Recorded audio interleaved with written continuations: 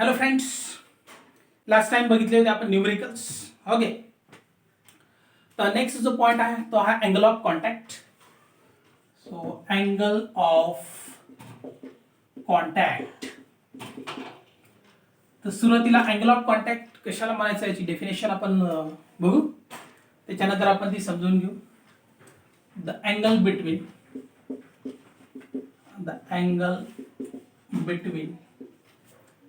tangent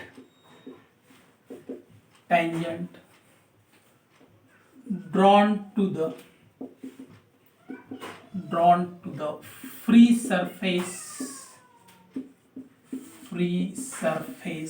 of the liquid and the surface of solid and surface of solid at the point of contact,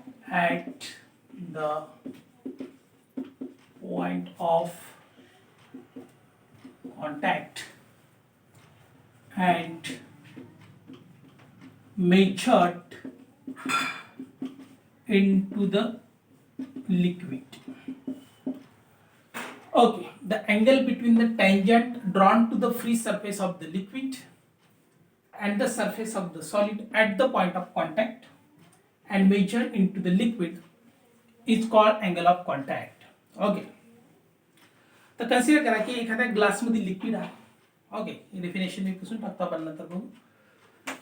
तर त्या glass मध्ये असणारे जे liquid जेव्हा आपण बघतो किंवा त्याचा फ्रंट व्ह्यू जर घेतला, ओके, कन्सिडर करा की दिस इज अ ग्लास. ओके, आणि याच्यामध्ये आपण ऑर्डिनरी वॉटर जर घेतलं तर free surface of the liquid जो आहे हा जो शेप आहे तो आपल्याला दिसतो कॉन्केव. ओके, आणि या फ्री सरफेस ऑफ द लिक्विडला काय म्हणायचं, याला म्हणायचं मेनिस्कस. याला काय म्हणायचं, meniscus. Okay, so this is a solid. हा ग्लासचा पार्ट आहे सॉलिड, याच्यामध्ये आपण घेतलं लिक्विड. ओके, आणि the surface of the liquid which is in a contact with the solid. तर हा जो फ्री सरफेस आहे याला आपण मेनिस्कस, म्हणजे इथं मेनिस्कसचा जो शेप आहे तो आहे concave. So this is a meniscus आणि शेप कसा आहे, शेप आहे कॉन्केव. आता according to definition, the angle between the tangent drawn to the free surface of the liquid and the surface of the solid at the point of contact. म्हणजे आता liquid आणि सॉलिडचा point of contact हा असेल.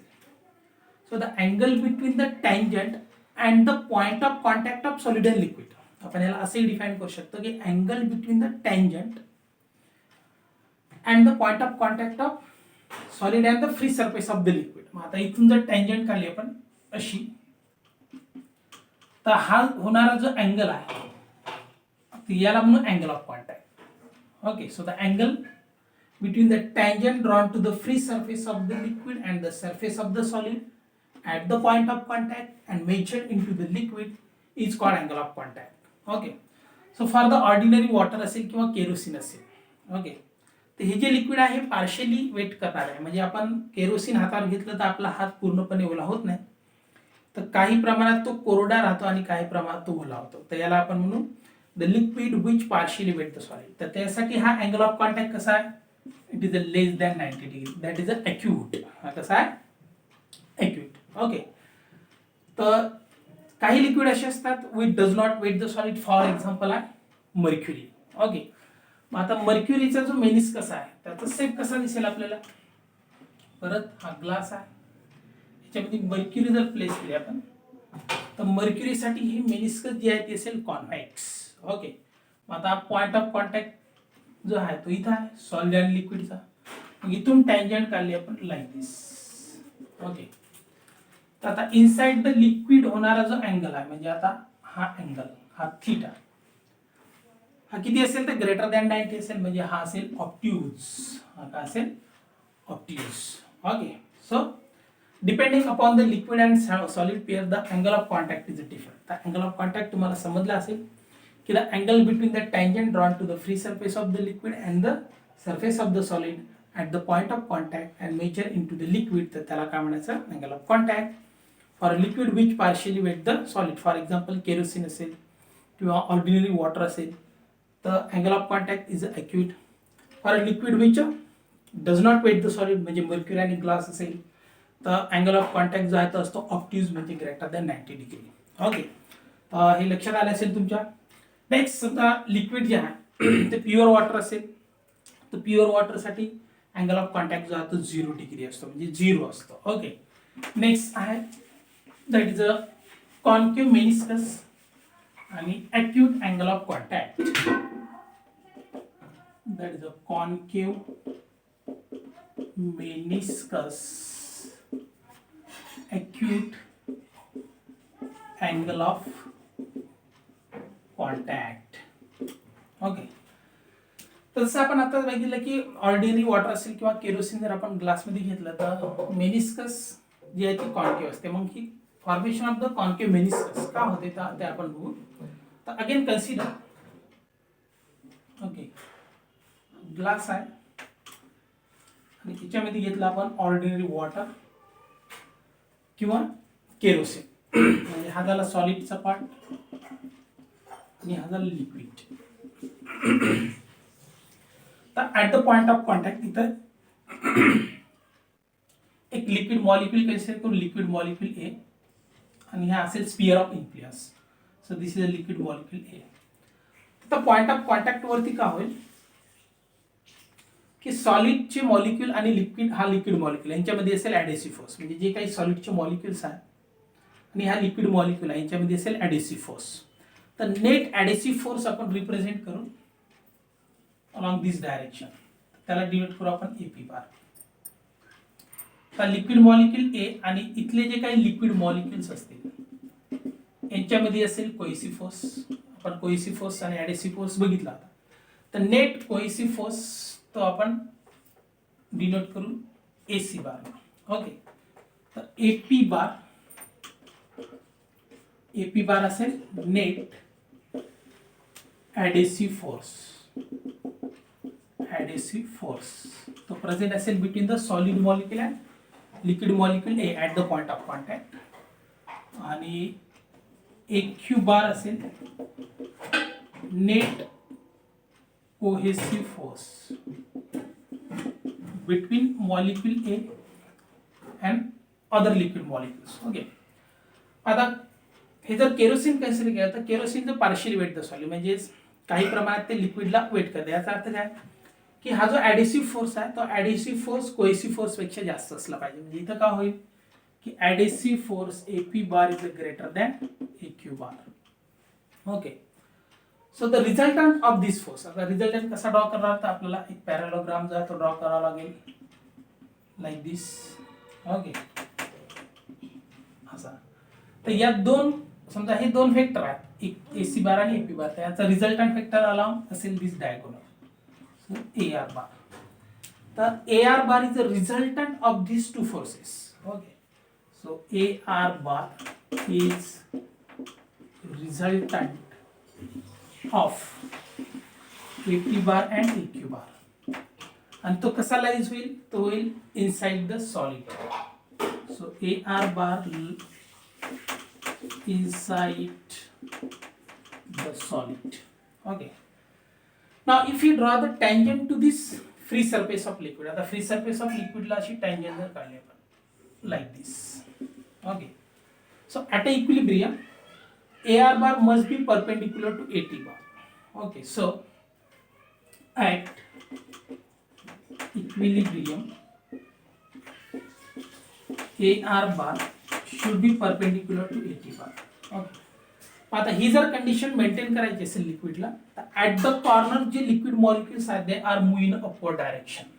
आता कॉर्नरवर असतील liquid molecule जर upward direction move झाले तर हा जो सरफेस आहे तर हा होईल कॉन्केव्ह.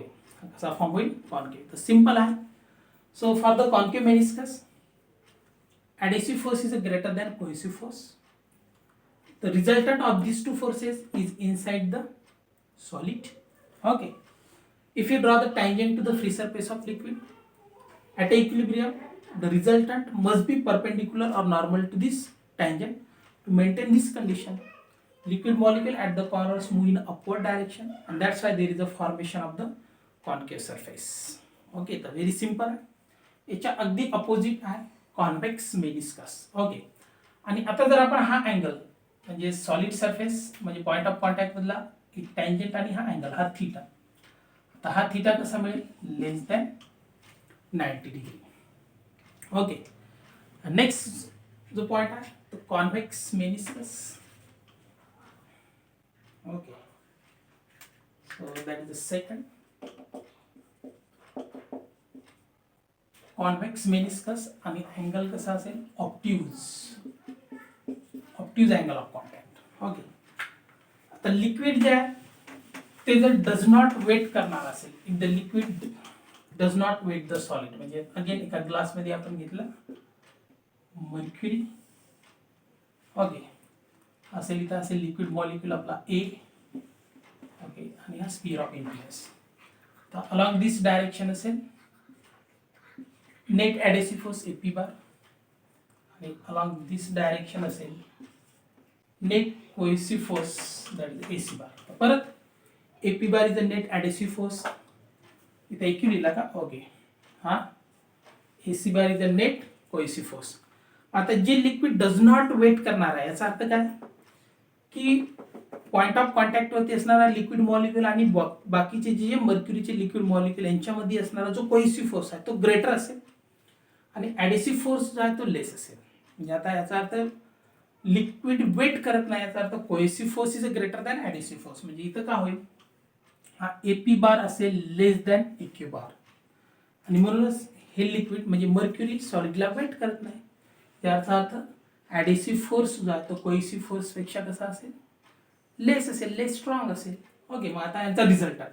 मग आता आपण जर समजा पॅरलेलोग्राम जर काढला असा ड्रॉ केला लाईक दिस. ओके, तर रिझल्टंट मिळेल आपल्याला like this A R bar. Okay, so resultant of AP bar and AC bar is inside the liquid. AR bar is the resultant of AP bar and AQ bar असेल, पण in case of this का होईल की AR bar is a inside the liquid. कसं असेल, inside the liquid. आता आपण tangent जर काढली. Okay, so if we draw the tangent like this, so to maintain this condition, to maintain like this tangent, तर AR बार जो आहे तो कसा असायला पाहिजे, परपेंडिक्युलर टू एटी बार. मग आता ही कंडिशन मेंटेन करण्यासाठी some liquid molecules move in a downward direction. अशा पद्धतीने काय होतात, ते डाउनवर्ड डायरेक्शन न मूव होतात आणि at the corner convex surface is a form. Okay, तर आणि मग आता जर आपण हा अँगल जर मेजर केला इनसाइड द लिक्विड, तर हा थीटा जो आहे तो असेल greater than 90 degree. That is a obtuse angle. Okay, आणि इथं कॉन्व्हेक्स मेनिस्कस जी आहे ती फॉर्म होते. तर कॉन्केव्ह साठी एपी बार ग्रेटर असतो, कॉन्व्हेक्स साठी एक्यू बार ग्रेटर असतो. कॉन्केव्ह साठी एआर सॉलिड मध्ये लाईज होतो, कॉन्व्हेक्स साठी तो लिक्विड मध्ये लाईज होतो. आणि ऑलवेज इक्विलिब्रियम वरती ही कंडिशन मेंटेन करण्यासाठी तिथं liquid molecule upward direction move होतात आणि कॉन्केव्ह सरफेस फॉर्म होतं.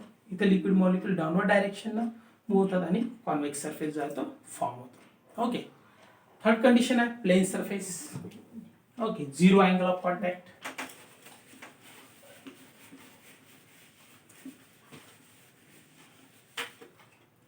थर्ड प्लेन सरफेस आणि zero angle of contact. Zero angle of contact. So again, in case of the pure water, the pure water जर घेतला आपण, okay, like this, हा point of contact असेल, liquid molecule ए, resultant force आहे. आता हा आहे सॉलिडचा सरफेस. ओके, हे असेल लिक्विड. तर इथे लिक्विड कोणतं आहे की the liquid that is a pure water. Okay, and pure water completely wet the solid. आता प्युअर वॉटर जर घेतलं तर तो सॉलिडला कम्प्लिटली वेट करतो. याचा अर्थ काय की जो ॲडेसिव्ह फोर्स आहे तर तो ॲडेसिव्ह फोर्स कोहेसिव्ह फोर्स पेक्षा काय स्ट्रॉंगर आहे. म्हणजे इथं AP बार जो आहे net adhesive force is greater than AQ bar, म्हणजे हा AQ बार जो आहे तो निग्लिजिबल आहे. आता ॲडेसिव्ह फोर्स जर ग्रेटर दॅन कोएसिव्ह फोर्स असेल तर यांचा जो रिझल्टंट आहे तो लाईज होईल अलॉंग AP बार. ओके, हा AR बार जो आहे तो कसा लाईज होईल अलॉंग AP बार. मग आता आपण जर टँजंट जर काढली तर ती टँजंट असेल या फ्री सरफेस, इथं free surface of liquid like this.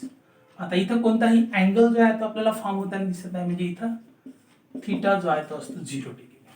Okay, तर लक्षात आलं. So in case of the liquid which completely wet the solid, adhesive force is greater than cohesive force. That's why this cohesive force is negligible. त्याच्यामुळे आपण diagram दाखवलं नाही. So resultant of this is lies along AP बार. यांचा resultant जो आहे तो along AP बारच असेल. आणि आता फ्री सरफेस ऑफ लिक्विडला आपण टँजंट जर काढली तर इथं अँगल ऑफ कॉन्टॅक्ट जो आहे तो 0 होतो. आणि इथं हा जो सरफेस आहे तो आपल्याला मिळतो प्लेन सरफेस, म्हणजे मेनिस्कस जी आहे काय मिळते आपल्याला प्लेन मिळते, that is a horizontal. Okay, I hope the formation of the free surface, concave, convex आणि प्लेन समजली असेल तुम्हाला. नेक्स्ट कंडिशन आहे the angle of contact is 90 degree. For जो पॉइंट आहे angle of contact theta is 90 degree. आणि condition for कॉन्व्हेक्सिटी and कॉन्केव्हिटी.